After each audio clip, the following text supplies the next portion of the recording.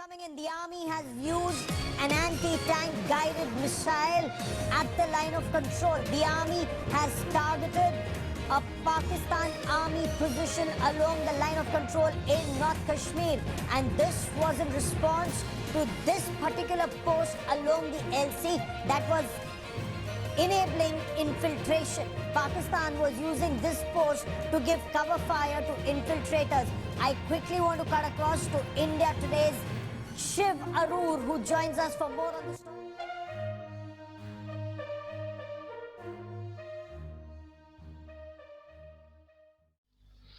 अस्सलामुअलैकुम friends. India में कुछ अर्सा पहले खबरें गर्दिश करती रही हैं कि पाकिस्तान आर्मी एलओसी पर इंडियन आर्मी की चेक पोस्ट और इंडियन आर्मी के जवानों पर एंटी टैंक मिसाइल से हमले कर रही है। इंडिया की ये खबरें हकीकत पर मबनी थी या नहीं, मगर इंडिया ने इस खबर को लेकर इसराइल से spike anti tank guided missile हासिल कर लिए हैं और अब ये खबर आ रही है कि Indian army spike anti tank guided missile का भरपूर इस्तेमाल कर रही है एलओसी पर, ये देखे बिना कि मिसाइल शहरी आबादी पर गिर रहे हैं या मिलिट्री इंस्टॉलेशन पर। और पाकिस्तान आर्मी भी एलओसी पर इंडियन आर्मी की इस कार्रवाई का मुंह तोड़ जवाब एंटी टैंक गाइडेड मिसाइल से ही दे रही है। इंडियन मीडिया हमेशा की तरह कारगिल और कुछ पुरानी वीडियोस टीवी पर चला के अपनी भूखी नंगी आवाम को बेवकूफ़ बनाने में मगन है, और इंडियन मीडिया इस वक्त पूरी तरह जंगी माहौल बनाए हुए है और टॉक शोज़ में इस मुद्दे पर प्रोग्राम किए जा रहे हैं।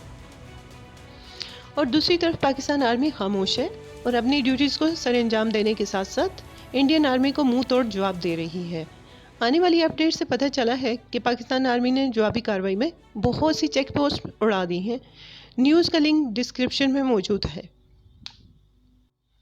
इंडियन आर्मी की हैवी गोलाबारी की वजह साफ है, क्योंकि इंडियन गवर्नमेंट अपनी नाकामियों पर पर्दा डालने के लिए अपनी आवाम की अटेंशन डाइवर्ट करना चाहती है, और ऐसा पहली बार नहीं हो रहा।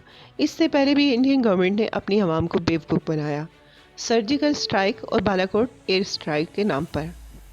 इंडिया में एक ही साल में 2 मुतनाज़ा लॉज बनाए गए हैं, जिसकी वजह से इंडिया को इंटरनल और एक्सटर्नल दबाव का सामना है।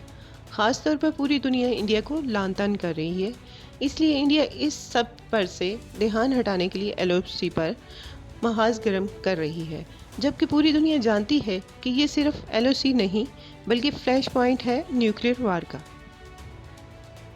इसीलिए एलओसी पर ज़रा भी हलचल होने से दुनिया की आंखें एलओसी पर लग जाती हैं। इंडिया के पास दुनिया की तवज्जो मुतनाज़ा कानून और मसला कश्मीर से हटाने के लिए सिर्फ एक यही तरीका है कि एलओसी पर महाज गर्म किया जाए, ताकि दुनिया सब मसले एक साइड पर रख के पाकिस्तान और इंडिया के दरमियान हालात नॉर्मल करवाने में लग जाए।